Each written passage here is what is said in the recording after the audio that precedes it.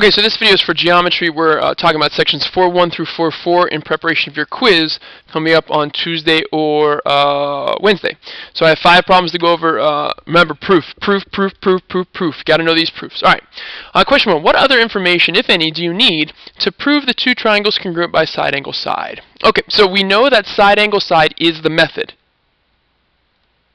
So that means that we need a pair of sides, a pair of angles, and another pair of sides. And the angles have to be in between the two sides. So let's see what we have. Well, we have a pair of sides.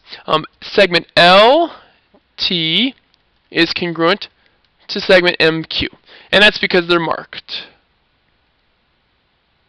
Okay. So there's a pair of sides. Now we know also that angle L is congruent to angle M. That's a pair of angles here. They're also marked congruent. And that's all that's marked. So now, what else would we need to know in order to prove these two triangles congruent by side angle side? Well, if this is the side and that's the angle, the other pair of sides have to be here and here, LG and MN. So we need to know that LG,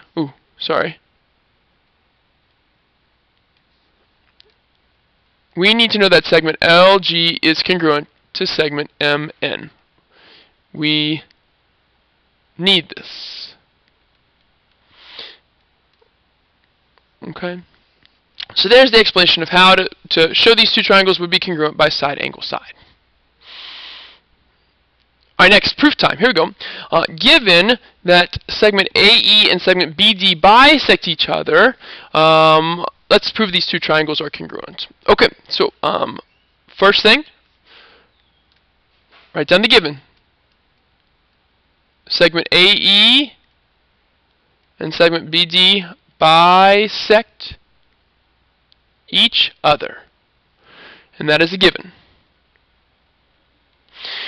So that does not give us a pair of sides or angles that are congruent, but it will tell us something about congruent segments because we have two segment bisectors. Now, we're proving triangles congruent. Our 4 ways are side, side, side, side, angle, side, angle, side, angle, angle, angle, side. And we are proving triangles congruent, so there's no CP-CTC involved in this problem. Well, if AE and BD bisect each other, that means that C is right in the middle of both. So we have 2 pairs of congruent segments. AC will be congruent to EC. AC will be congruent to EC, and BC will be congruent to DC. And that is because these are segment bisectors of each other. Segment bisectors. And there is a pair of S and another pair of S. So there are 2 pairs of sides. Now, where is the other information going to come from? We can cross off angle, angle, side, cross off angle, side, angle. It's going to be SSS or SAS. Well, look at your 2 triangles. The way that they intersect, you have a vertical angle pair. Angle ACB is congruent to angle, and ACB corresponds to ECD. They are vertical angles. Vertical angles theorem says that vertical angles are congruent. These 2 angles are congruent, and there's an angle pair. This means that side, angle, side will prove your 2 triangles congruent. So let me slide down a little bit. So these 2 triangles, triangle ACB is congruent to triangle ECD, and that is by side, angle, side congruence. And there's your proof. All right. Next, another proof here. Here we go. Angle FJG is congruent to angle HGJ, and these 2 lines are parallel. Prove the triangles are congruent. Okay. So again, here we go. Statement 1. What are you given? Angle FJG congruent to angle HGJ. And segment FG is parallel to JH. This is the given. We are proving two triangles congruent, so that is side, side, side, side, angle, side, angle, side, angle, angle, angle, side. No CPCTC because we are proving triangles congruent. This is an angle pair. There's an A. They're marked. Here we go. Okay. What are these parallel lines going to give us? Well, they're going to give us another angle pair. Remember, with parallel lines, I ask you to see the Z. FG is here. JH is here. Use the middle as the transversal. There is your Z. Your Z creates two angles. They are all alternate interior angles. They are congruent. Angle FGJ is congruent to angle HJG. Be careful of these letters. And that is because they are alternate interior angles. Lines are parallel. Alternate interior angles theorem says the angles are congruent. And there's a pair of angles. So we have two A's. So I'm going to cross SSS and SAS off. We need to find that last letter, which is an S, and that's going to be the side in between. JG is in both. JG is congruent to itself. Reflexive property. And that is an S. And now the question is, where is that side? Is it in between the congruent angles or not? And the answer is it's in between. So that means angle side angle is used here.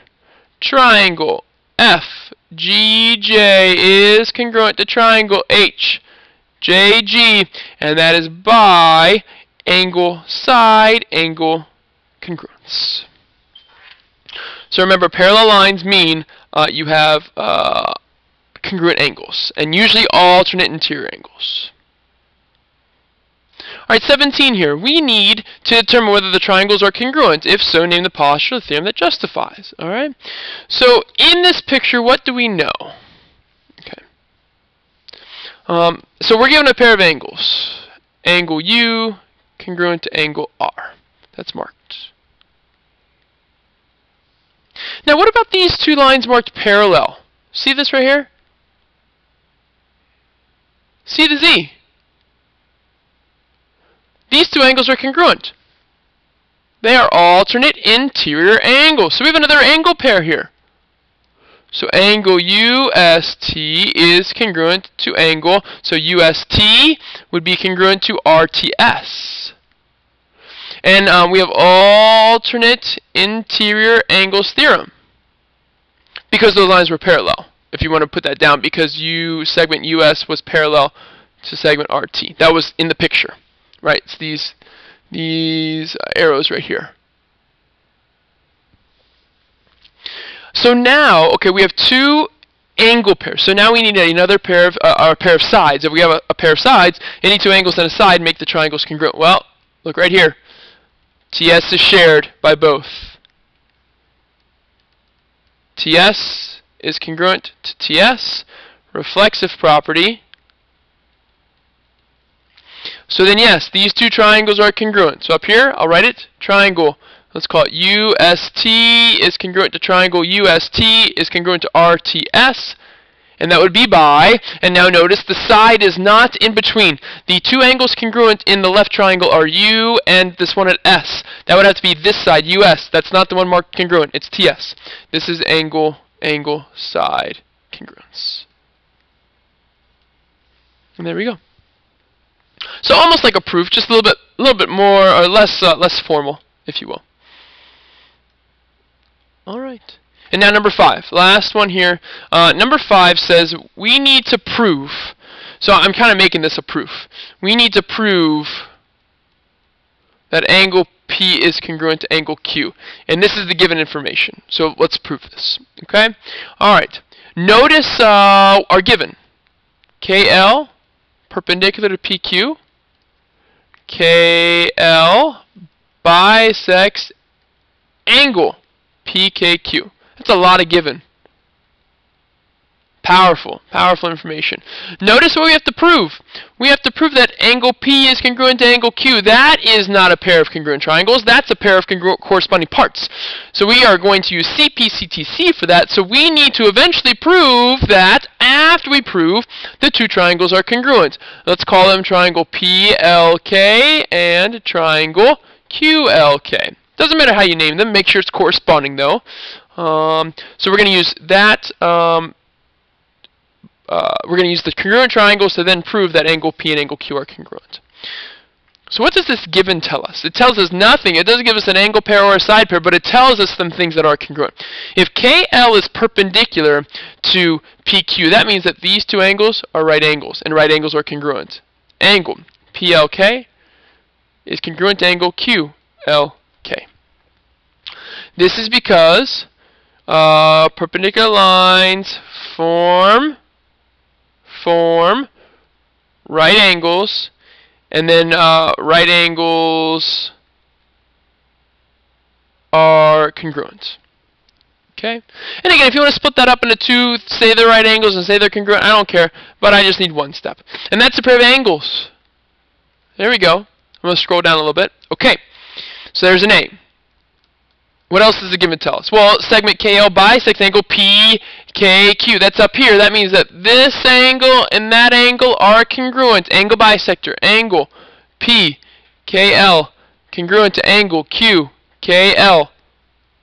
Angle bisector. And there's another pair of angles.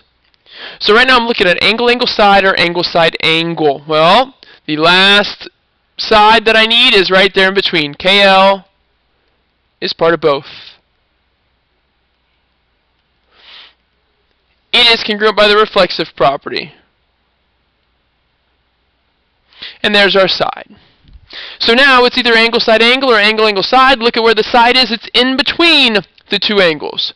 So I'm going to scroll down further, sorry. So I'll come down below. So step 5. The two triangles, triangle PLK is congruent to triangle QLK. That is by angle, side, angle congruence. Need to prove those triangles congruent first, and now all 6 corresponding parts are congruent. That includes angle P and angle Q. They are now congruent by CP/CTC. Alright. Practice your proofs. I think Interact Math has a couple proofs on there. Practice those. See if they make new ones. Okay? Gotta know these proofs. Thanks for watching. We'll see you on Tuesday or Wednesday.